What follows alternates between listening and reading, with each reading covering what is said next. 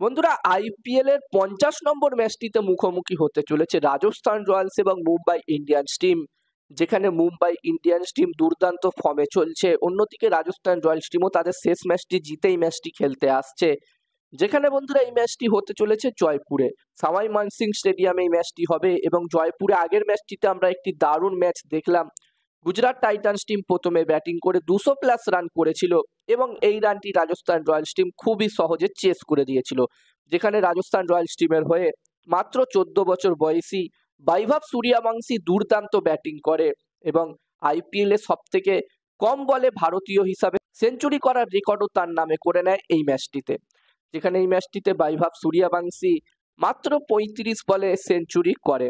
এবং বন্ধুরা, সব থেকে দ্রুততম আইপিএল এ সেঞ্চুরি করার রেকর্ড আছে ক্রিস গেলের নামে। এবং সব থেকে ভারতীয় হিসাবে সব থেকে দ্রুততম সেঞ্চুরি এর আগে এই রেকর্ডটি ছিল ইউসুফ পাঠানের নামে। ইউসুফ পাঠানও কিন্তু রাজস্থান রয়্যালস টিমের হয়েই 37 বলে সেঞ্চুরি করেছিল এবং ওই ম্যাচটিতে 35 বলে সেঞ্চুরি করেছিল বৈভব সূর্যবংশী।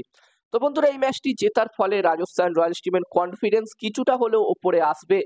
যদিও বন্ধুরা, এই মুহূর্তে রাজস্থান রয়্যালস টিমের এখান থেকে আর প্লে অফসে কোয়ালিফাই করতে পারবে না। তারা পয়েন্টস টেবলসে যেই পজিশনে আছে সেখান থেকে কিন্তু তারা আর কোয়ালিফাই করতে পারবে না প্লে অফসে। তারা 10টা ম্যাচ অলরেডি খেলে নিয়েছে, যার মধ্যে তারা মাত্র 3টে ম্যাচই জিততে পেরেছে, বাকি 7টা ম্যাচ তারা হেরেছে। এখান থেকে তাদের আর 4টে ম্যাচ বাকি আছে। এই 4টে ম্যাচই যদি তারা জিতে নেয় তাও কিন্তু তারা আর কোয়ালিফাই করতে পারবে না প্লে অফসে।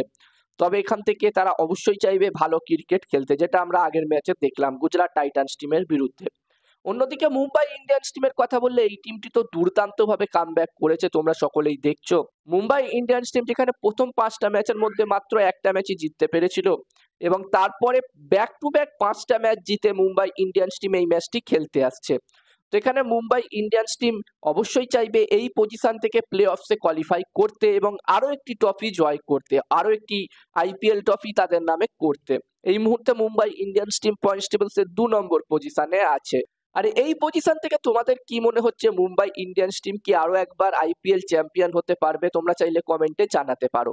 এই ম্যাচটির জন্য এই দুটি টিমের মধ্যে যদি আমি কম্পেয়ার করি, তো বন্ধুরা প্রথমে ব্যাটিং এর কথা বললে যেখানে মুম্বাই ইন্ডিয়ান্স টিমের প্রায় প্রতিটা ব্যাটসম্যানই দুর্দান্ত ফর্মে আছে। আগের ম্যাচটিতে আমরা দেখলাম রিয়ান রিকেলটনও দুর্দান্ত ব্যাটিং করেছিল। এখানে রিয়ান রিকেলটনকে ছাড়াও উইল জ্যাকও মোটামুটি ভালো ব্যাটিংই করছে, ছোট ছোট ক্যামিওসে খেলছে।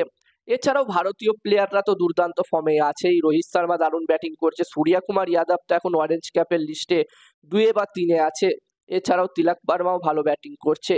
ওভারঅল এই টিমটির ব্যাটিং খুবই শক্তিশালী। হার্দিকও আমরা দেখছি যটা ম্যাচে সুযোগ পেয়েছে মোটামুটি প্রায় ভালো ব্যাটিংই করছে। ওভারঅল মুম্বাই ইন্ডিয়ান্স টিমের ব্যাটিং কিন্তু খুবই শক্তিশালী। অন্যদিকে বন্ধুরা, রাজস্থান রয়্যালস টিমের ব্যাটিং এর কথা বললে আগের ম্যাচটিতে আমরা দেখলাম বৈভব সূর্যবংশী দুর্দান্ত সেঞ্চুরি করলে এবং ইয়াশাস্পি জয়সওয়াল ওই ম্যাচটিতে দারুণ ব্যাটিং করেছিল। যদিও সমস্যা হচ্ছে রাজস্থান রয়্যালস টিমের মিডিল অর্ডার এবং লোয়ার অর্ডারে। মিডিল অর্ডারও আমরা দেখছি খুব একটা ভালো ব্যাটিং তারা করতে পারছে না। তাদের ব্যাটসম্যানরা ধূপ জুড়েল কিছু ভালো ইনিংস খেললেও ফিনিশ সে করতে পারছে না, ম্যাচ ফিনিশ সে করতে পারছে না। যেখানে আমরা দেখেছি রাজস্থান রয়্যালস টিম একদম 3টে ম্যাচ ক্লোজ ম্যাচ হেরেছে, বলা যেতে পারে 3টে জেতা ম্যাচ তারা হেরেছে। ওই 3টে ম্যাচ যদি রাজস্থান রয়্যালস টিম জিততে পারতো, 3টেই ব্যাটিং এর কারণে হেরেছিল Rajasthan Royals team. Rajasthan Royals টিমের লোয়ার অর্ডার ব্যাটসম্যানরা যদি ভালো ব্যাটিং করতে পারতো 3টে ম্যাচে, তাহলে এই মুহূর্তে রাজস্থান রয়্যালস টিম কিন্তু পয়েন্টস টেবিলসের অনেকটাই ওপরের দিকে থাকতো এবং তারা হয়তো প্লে অফসের জন্য কোয়ালিফাই করে যেতে পারতো। যদি এখান থেকে রাজস্থান রয়্যালস টিমকে বাকি ম্যাচগুলোতে জিততে হয়, বাকি ম্যাচগুলোতে ভালো পারফর্ম করতে হয়, তাহলে তাদের বাকি ব্যাটসম্যানগুলোকে ভালো ব্যাটিং করতে হবে। নীতিশ রানাকে ভালো ব্যাটিং করতে হবে, ধূপ জুড়েলকে ভালো ব্যাটিং করতে হবে, ম্যাচ ফিনিশ করতে হবে, সিমরন হেটমায়ারকে ভালো ব্যাটিং করতে হবে। ওভারঅল এই দুটি টিমের মধ্যে ব্যাটিং কম্পেয়ার করলে এখানে আমার যতদূর মনে হচ্ছে মুম্বাই ইন্ডিয়ান্স টিমের ব্যাটিং লাইন আপই এগিয়ে আছে, তাদের প্লেয়াররা ফর্মে চলছে। অন্যদিকে এই দুটি টিমের বোলিং কম্পেয়ার করলে যেখানে বন্ধুরা মুম্বাই ইন্ডিয়ান্স টিমের কাছে জাসপ্রীত বুমরা, ট্রেন্ট বোল্ট, দীপক চাহারের মতো বোলার আছে এবং স্পিন ডিপার্টমেন্টের কথা বললে এই টিমটির কাছে স্পিন বোলারও ভালো ভালো আছে। এই টিমটির কাছে মিচেল স্যাটনারের মতো স্পিন বোলার আছে। অন্যদিকে বন্ধুরা রাজস্থান রয়্যালস টিমের কথা বললে যেখানে রাজস্থান রয়্যালস টিমের কাছে জোফরা আর্চারের মতো বোলার আছে। জোফরা আর্চার এই সিজনে আমরা দেখছি দুর্দান্ত বোলিং করছে। এছাড়াও সন্দীপ শর্মার মতো বোলার আছে এবং ওয়ানেন্টু হাসারাঙ্গার মতো বোলার আছে। ওভারঅল এই দুটি টিমের বোলিং কম্পেয়ার করলে এখানে আমার মনে হচ্ছে মুম্বাই ইন্ডিয়ান্স টিম কোথাও না কোথাও এগিয়ে থাকবে, কারণ তাদের কাছে জাসপ্রীত বুমরার মতো বোলার আছে। আর এখানে তোমাদের কি মনে হচ্ছে এই দুটি টিমের বোলিং, ব্যাটিং কোন টিমটির বেশি শক্তিশালী, মুম্বাই ইন্ডিয়ান্স নাকি রাজস্থান রয়্যালস? অবশ্যই কমেন্টে তোমরা জানাতে পারো। এবং এই ম্যাচটিতে আমি মুম্বাই ইন্ডিয়ান্স টিমকেই এগিয়ে রাখবো। আর তোমরা যদি সরাসরি এই ম্যাচটির ম্যাচ রিপোর্ট আমার থেকে জানতে চাও তাহলে এই স্ক্রিনে দেওয়া হোয়াটসঅ্যাপ নাম্বারটিতে তোমরা মেসেজ করতে পারো। এটা আমার হোয়াটসঅ্যাপ নাম্বার, তোমরা চাইলে ডাইরেক্ট সরাসরি আমাকে হোয়াটসঅ্যাপে মেসেজ করতে পারো।